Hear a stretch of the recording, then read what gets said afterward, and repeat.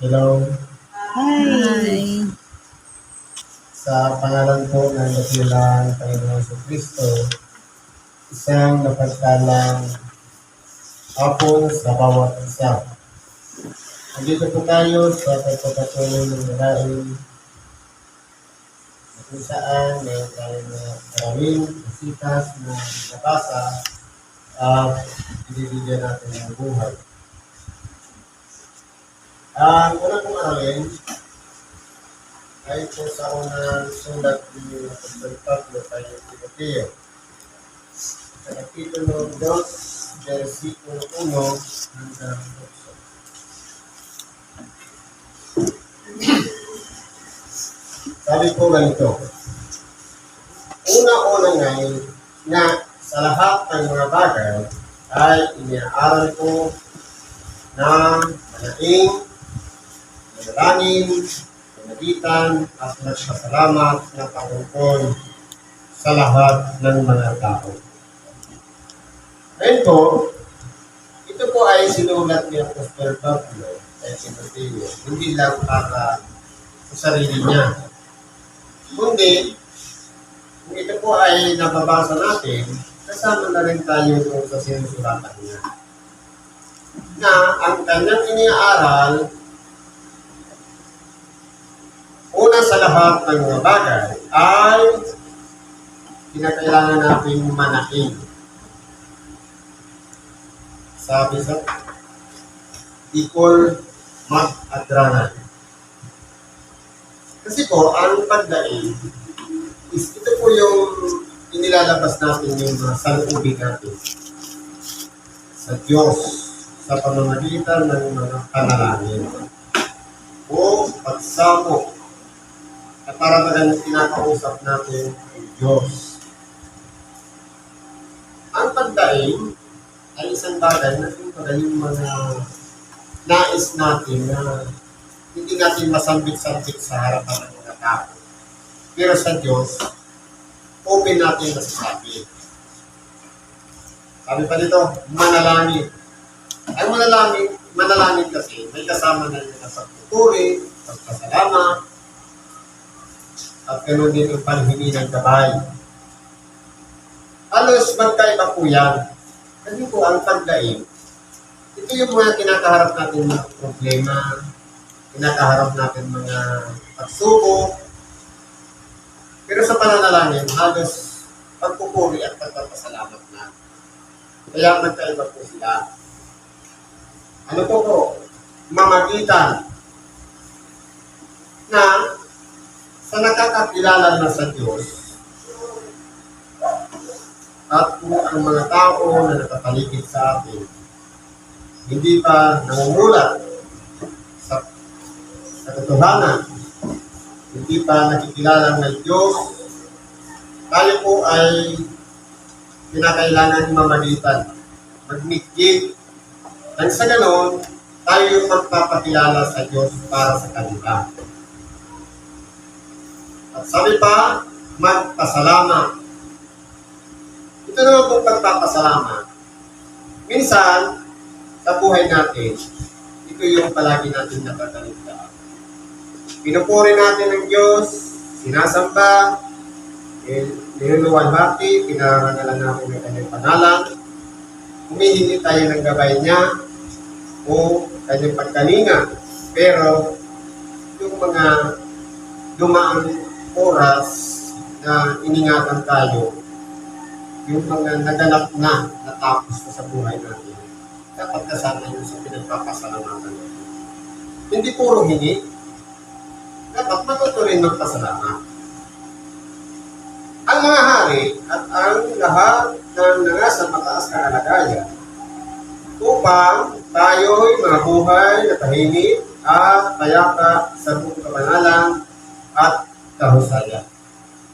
Halimbawa po, sa kalagayan natin sa lipunan, simbahan man, saan man, kasama tayo doon sa kinakailangan magsuri ng ating mga sarili upang sa ganun, maramdaman natin yung pagpapala ng Diyos, yung tahimik na pamumuhay na may kawanalan. kinakailangan tayo mismo ang unang-unang mag-practice at gumawa ng ganitong mga bagay na dapat tayo yung kinalulugdan ng Diyos. Ibig sabihin, yung mga nagpapasunod, yung mga nagda-guide, mga leader, ito dapat ang unang-unang gumagawa sapagkat kung halimbawa, hindi natin inaantay sa ating sarili, paano natin masasabi na may turo sa ating kapwa ang mga bagay-bagay kung hindi natin alam sa ating sarili na tayo pala ay saliwas din doon sa mga inaaral natin at hindi natin nasusunod ang kalooban ng Diyos. Ngayon, halimbawa, nabubuhay na tayo ng buong kabangalan ng kausayan. Sabi dito, ito'y mabuti at nakalulugod sa paningin ng Diyos.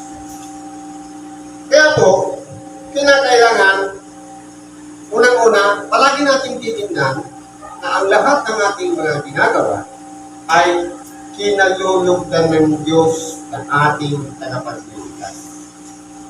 Hindi lang minsan, kundi kung maaari sana sa lahat ng pagkakataon, kalugdan tayo ng Diyos. Kasi po, kung halimbawa, seasonal lang, kapag may simba lang, parang pilit pa na ginagawa natin maging matuwid sa harapan ng tao, kulang po yun. Sabi nga dito, mabuti at nakalulugod. Kaya yung aral niya po sa Pablo, first and foremost, una sa lahat ng mga bagay.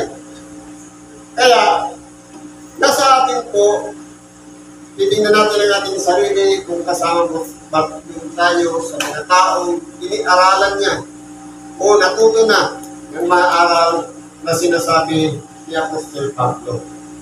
Kaya po kung titingnan natin dito, yung salitang kalugdan, kung kinalugdan, napakasarap pakinggan niyan, lalong-lalo na mararamdaman natin sa ating sarili. Kasi po, ang presensya ng Diyos sa ating buhay, hindi siya malayo. Parang malapit lang. Kasi po, nararamdaman natin na palagi siyang nandiyan. Sa oras ng panalangin, pansinin natin. Ibaga dumaan yung alas kinakatakutan ng lahat, yung bagyo. Pero yung dinaanan, unexpected. Kumbaga mula sa isip nila na doon dala ng bagyo kasi kung tingnan mo ang bagyo palaging pataas. Pero, dahil sa katularihan ng Diyos at sa pagsamot dalangin ng mga tao na pinakinggan ng kanilang dalangin, kaya naramdaman natin na kinalugdan tayo ng Diyos. Kumbaga, iniwas niya yung mga bagay-bagay na dapat tayo yung magtatamasa o dadanas na basta sakripisyo, lalong-lalo na yung hinahampas yung bahay natin ng malagas na bagyo. Pero dahil napakabisa ng pananalangin ng ginagawa natin, hindi ko malayo ang Diyos upang ang ating mga panalangin ay hindi na tinutupol. Kaya po inilayok tayo sa kapahamatan. Ganyan po yan. Sabi dito, na siyang may ibig na ang lahat ng mga tao ay mga ligtas at mga kaalam ng katotohanan. Kaya po, kung inilalagay palagi natin sa isip natin yung taba, yung tako, yung pagkabalisa, at hindi natin sinusurrender sa Diyos ang lahat ng ating mga kaibigan, mga pagsamo, magiging useless po ang kalagayan natin. Kasi po, dapat yung pananampalataya natin matatag. Halimbawa, inaasahan na pinimiliti tayo at babayin yung bagyo, dapat positive yung isipan natin na kumbaga, yung pinanampalatayahan mo na hindi kadadaanan ng bagyo, mangyayari. Dapat ganun po. Maging matatag. Kasi po, ang mangyari niyan, halimbaga yung aasahan mo, yung balita sa radio, TV, o sa YouTube, o yung pananampalataya. papabayaan sa Diyos na hindi mangyayari. Malakas ang ating pananalig. Sabi nga, ang pananalig kasi ay isang bagay na inaasahan mo, yun ang mangyayari. Kaya hindi tingnan po natin dito. Sabi nga, ang pananampalataya ay ang paniniwala at pagtitiwala sa mga bagay na hindi nakikita. Totoo, may takot tayo. Dahil alam natin ng bakit palaging nananalasa. Pero sa oras na pag pinakita natin sa Diyos ang ating katapatan na hinigiling natin, na ingatan tayo, gagawin po ng Diyos mas hindi po siya malayo sa atin. Sabi dito, ulitin natin, na siya may ibig na ang lahat ng mga tao'y mga ligtas. Kaya niligtas tayo sa kapahamakan. Ano pa po yung inaasahan natin kaligtasan? Walang iba yung buhay natin na mapahamak. Lalong-lalo na ang nag-iisa natin kaluluwa. Kaya po, pinakamamahal tayo ng Diyos. Kaya kinakailangan natin parang alamin at kinakailangan natin maramdaman ang presensya ng Diyos sa ating buhay. Sabi po dito, ang mga kaalaw ng katotohanan. Ito po yung katotohanan. Ang Diyos, hindi siya nagpapalik ng ligon. Kapag napahalagahan niya ang isang tao, pinakikinggan niya ang kanyang dalangin. Kumbaga, isipin mo na lang, magkaisa ng nabikulaan mo dalangin para hindi ka mapinsala. Hindi ko rin nagkaisa yung mga tao. Kaya ano nangyari? Imposible nangyari sa atin. Lalong-lalo na pagdating sa buhay natin. Kinakailangan din natin magsaliksik, malalaman natin ang katotohanan. Hindi siya tinuturo sa paaralan, kundi nasa sarili mismo natin ang katotohanan.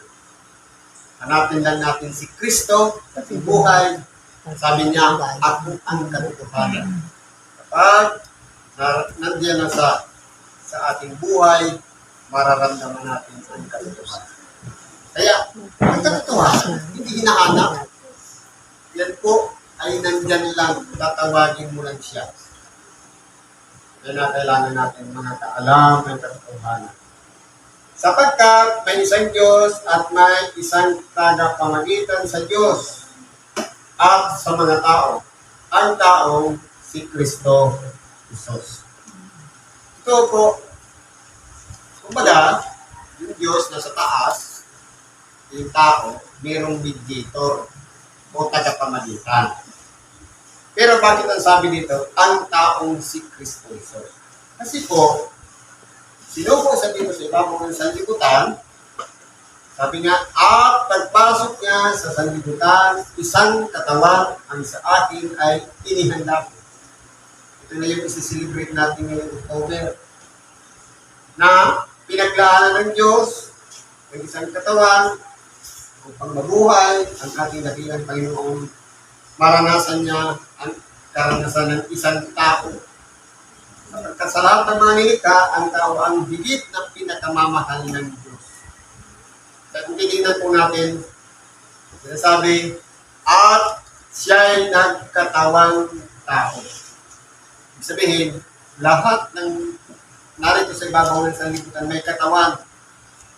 Yung mga tayo, mga tao, pero mas pinili niya yung mga tao. Kaya, tinatawag ang ating dakilang Panginoon na isang tao dahil iniluwal siya ng isang tao. Ipinanganak at may dugong laman na katulad ng isang tao. At nabuhay din bilang isang tao. Hindi lang siya ordinaryong tao, kundi dahil sa ilalang ng Espiritu Santo, siya po ang kinakailangan natin nag-iisang dapat asahan upang lahat ng ating mga kahilingan, lahat ng ating mga ininudulog sa panalangin, pagpapasalamat, pagdaing.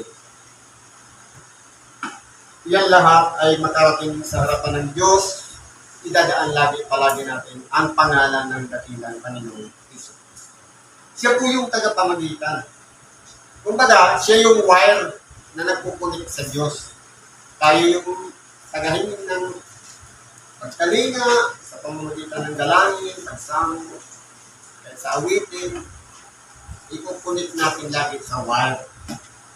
Walang iba, yun yung ating dakilang Panginoong Kristo na nabuhay bilang isang tao. Sabi po dito, bilang isang tao, ano pa yung buhay ng ating dakilang Panginoon? Na ibinigay ang kanyang sarili na pangtubos sa lahat. Ibig sabihin, hindi po siya nabuhay lang nilang isang tao na pagkatapos na ipanganak ni Virgin Maria, tapos na. Kundi, dumating sa tamang kapangahunan ng ministeryo niya at nangaraw ng Ebanghelyo, kumbaga yung mga aral na nakalista ng mga tao, itinuwid niya lahat yun. Pero ang buhay na kinabuhay niya, hindi yung buhay na ano yung nakasulat sa mga kautosan ang sinunod niya, kundi yung hula ng mga propeta na magiging buhay niya. Na ang buhay, kung titinan po natin, dinanas ng ating dakilang Panginoon yung pagbuwis niya ng buhay. Yung pag-alay niya ng kanyang sarili. Bilang bilang pangtubos.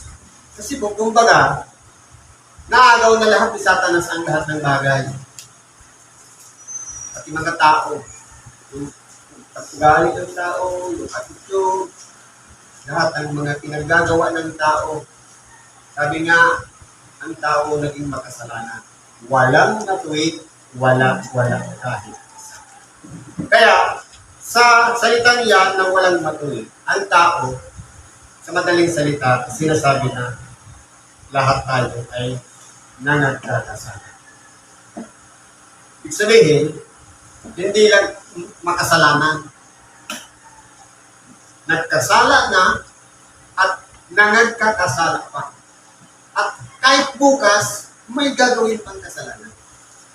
Kaya po, ang hangganan ng buhay ng tao na patunay na ang tao ay makasalanan, walang iba ang kamatayan. Meron na ba tayong nabalitaan na hindi namatay? Nakagis na natin. Basta pag dumating sa para-paranan, pinadaan sa aksidente, sa karamdaman, katandaan. Ibig sabihin yan, kahit gaano pa ang ating pag-iingat, pag-iiwas bilang isang tao, dahil nga sinasabi na walang matuwid, wala kahit isa. Lahat po ng tao ay daranasin ang kamatayan. Dinanas din po yan ng ating dakilang Panginoon si Kristo. Pero, ang kamatayan na dinanas niya, bilang pangtubos, para ma-reconcile, mabawit lahat ang mga tao sa piling ni Satanas dahil nagtagumpay po si Kristo. Paano siya nagtagumpay? Kung aralin mo sa mababaw na pag-aaral, parang walang kwenta. Kasi, nangaral ka ng ibang Hindu, tapos ibubuwis mo lang ang buhay mo, useless. Pero, may purpose po ang Diyos.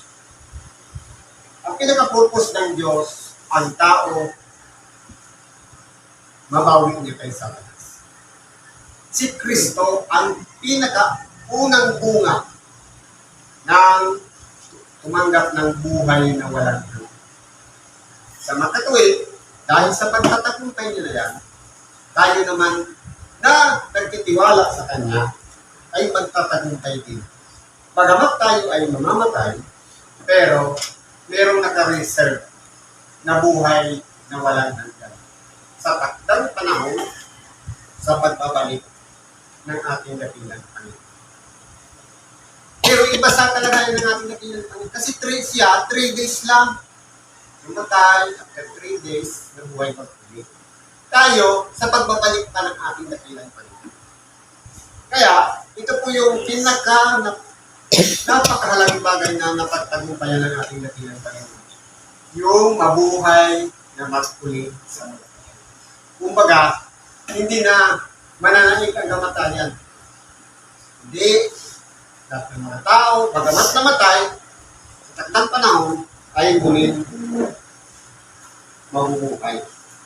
Kaya po ang kanyang katawan, ang kanyang sarili, ay inaalan niya bilang pangtubos. Hindi ba katulad din ng aralin natin yung pagtubos? Di ba katulad sa alahas? Ang-aari mo siya, pero dahil kailangan mo ng salapi, iiwan mo siya sa kunsya, kukunin mo yung salapi. Ngayon, para pag meron ka na ng salapi, pabayaran mo na yun para maibalik sa'yo. Ibig sabihin, para naging kalagayan, ang tao nasa piling ng Diyos kung ang tao ay walang kasalanan. Pero dahil nga nagkasala, hindi kailangan ng pagtubos para makabalik sa Diyos. Ano ang pinagkakantubos? Buhay ng nag-iisang anak ng Diyos. Diba ba? Kung titignan mo yung logic na ginawa ng Diyos, dapat ka, hindi maabot o maipaliwanag ng tao. Kasi nga, sabi, ang salita ng krus, kamangmangan sa mga nagpapahamak. Pero sa nangaliligtas, ito'y kapangyarihan. Bakit po? Kasi nagtagumpay ang ating dakilang Panginoong Kristo. Kaya, tinatawag ang ating dakilang Panginoon na siyang tagapamagitan at naging pantubos na pantubos sa lahat na magpapatutuong mahahayag sa sariling kapanahonan. Ngayon, kwento pa lang yung nakita natin, kung ano yung nabasa natin sa kasulatan. Wala tayong proof. Ito lang, Bible.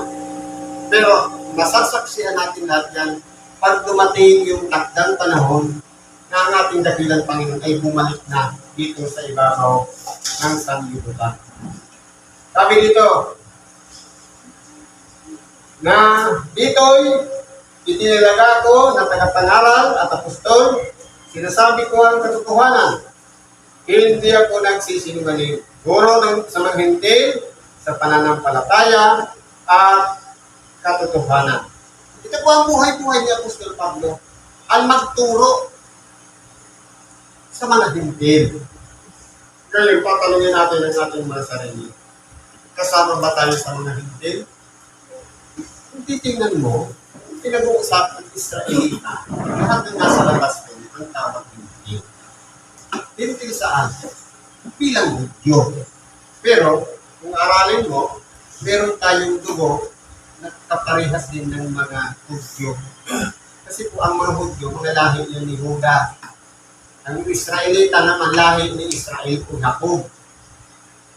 Kaya, may mga exclusive lang yun sa pinanggalingan. Sa atin, ang sa ating Pilipino. Dahil, ano yung pangalan ng bansa, yun ang tawag. Pero yung pinagmulan natin, mga Hebreo tayo. Hebreo. Kasi po, yung mga Hebreo, ito yung mga lahi ni Ibero na nagkalat sa buong mundo. Kumbaga, lulo ng lulo kaya na ina-Abraham si Ibero. Ibig sabihin, halos inapo tayo. Kasama tayo sa mga Hebreo. Ano pang sabi dito? Ibig ko nga ang mga tao'y magsipanalangin sa bawat dako. Naiunat ang mga kamay na banal na walang galit at pakikipagtan. Ang hinihingi pabor ni Apostol Pablo sa lahat ng mga tao na manalangin sa lahat ng dako. Ngayon, tatanungin natin ang ating sarili. Sa templo lang pa mananalangin? Pag matutulog lang pa mananalangin? Hindi po. Pag sinabing lahat ng dako, anuman ang posisyon natin, nakaupo man, nakatayo, nakahiga, lumalakad, at lumilipad pa yan, kung nandun ka na, hindi mo na kailangan ang templo. Sabi sa pananalangin, ang turo ng ating dapilang pa, umasok ka sa iyong silid. Kailangan po ba natin umuwi sa bahay? Sa sarili natin silid para manalangin? Hindi na po. Ang silid niyan, ito. Yung ating mismo pagkatao. Ibig sabihin, manahimik ka muna. Pikit mo lahat. Sara mo ang mga pintuan, mga bintana, itong mata. Pikit ka. Paano kung naglalakad ka? Kailangan ng umibig. Hindi kang tumingin sa kawalan. Kasi po, mabangga ka naman. Kumbaga, sa isip lang, hindi na kailangan ng ibig. Ganun dapat nananalangin. Habang naglalakad ka, parang nasaan, maging matagumpay sana, yung gagawin mo ngayong araw. Kumbaga, maganda sana yung magiging resulta. Exam ka, inisip mo, hindi ginawa sa akin, sa tulong ng Diyos, ang binibili ko. Pero, sabi dito, iunat ang mga kamay na banal. Kinakailangan natin munang magpatabanan. Paano? Kunting kasuotan, o ano-ano naman. Walang iba po yun. Ang sabi ng pagpapatabanan, paglilinis ng sarili, paghingit ng kawan. Na dapat, alisin natin dyan yung sabi dito, walang galit at pakikipagtalo. Ibig sabihin, i-forget mo muna lahat ng kagalit mo. Kasi po, yun ang magiging dahilan o reason para yung prayer mo hindi makarating sa kanya. Kasi po, hindi pwedeng sasabihin mo lang, pag sinambit mo na yung pangalan ni Jesus, tapos na. Hindi po. May sinabi nila natin na ilang tayo. Hindi lahat ang tumatawag sa akin, Panginoon, Panginoon. Sabihin, mayroong process, mayroong proseso para kilalanin ni Kristo na hindi lahat ng tumatawag sa Kanya, pakikinggan niya. Hindi, yaon lamang gumagawa ng kalooban ng ating amang nasa langit. Kaya lang, titingnan mo, tawag naman ako nakadalami naman ako sa Kanya. Ibig sabihin, okay na yun. Pakikinggan na yung prayer natin. Hindi, kinakailangan mo rin sundan yung aral na ibinigay niya. Hindi lang yung... Kasi pang tao kasi minsan, halimbawa, bagyo, malayot ang bagyo, walang ginagawa yan. Kung kailan, gipit na sa, kumbaga, yung distansya ng bagyo, malapit na sa ka naman nanalangin, wala na. Kumbaga, pero nagkakilala niya doon sa, isang dibdib yung din, babae. Hindi walang bagyo, palaging nag-misyon. Kung may bagyo na, inaaway niya na yung asawa niya kasi yung bubong baka nang ipare. Okay? Ginawa naman ng babae, nananalangin siya. Sabi naman ng lalaki, huwag ka nang manalangin, binabayo na tayo. Ang gawin mo na lang, lumikas ka. Saan mo yung mga pintuan at isip mo yung sarili. Kasi binabayo ka na eh. Meron bang magic na instant wisdom? Wala naman doon si Kristo na gano'n. Kaya, kung titignan po natin, maliwanag yung sinabi ng kanyang asawa, bagamat hindi siya nagsisimba. Pero, kasi ang nakita niya, kung kailan ipit na sa oras sa kanya, nanalangin. Nag-mission na nag-mission. Ang problema naman, napabayaan yung pamilya. Hindi mo na inayos yung pamilya, palagi nasa labas. Kaya, kung dumanas man ang problema, kung dumating ang problema, wala. Paano pa masasolve? Kahit idalangin mo pa ng idalangin, uli na. Kaya sabi niya, kapag may distansya pa ang problema, idalangin mo lang na kung pwede mo lang daanan yung kinatatakutan mo.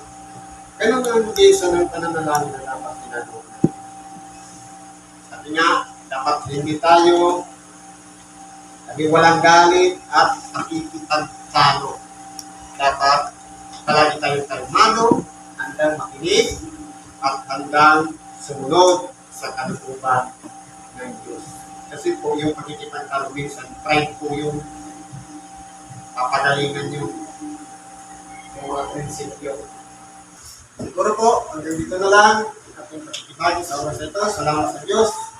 Ano man ang ating mga kahilingan, karaingan, dapat natin sa Diyos, ipagkatiwala natin sa Kanya. Pagkatamboy natin, ang lahat ng ating kasagutan. Isutulan natin ang ating sarili. Magpakumbaba tayo. At ang Diyos na ang bahala upang baguhin ang ating mga puso, isipan, at sa ganun mabuhay tayo ayon sa kanyang kalooban. Salamat at magpagsalang hapon.